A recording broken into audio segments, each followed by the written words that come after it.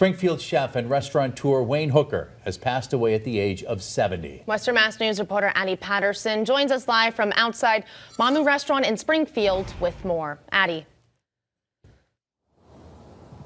That's right, Chris and Amanda. Certainly a sad day for many folks here in Springfield. We're outside of Mamu's restaurant, which is closed until further notice. As you can see, staff has put up a sign on the door saying they're currently taking some time off to mourn the loss of the profound chef. Chef Wayne's Big Bamboo was a popular, long-standing restaurant here in Springfield, known for its lively atmosphere, southern hospitality, and bold Cajun cuisine. Chef Wayne was one of the only chefs in the city bringing in the taste of New Orleans. While the restaurant's original Liberty Street location was closed in 2020, the legacy is now being carried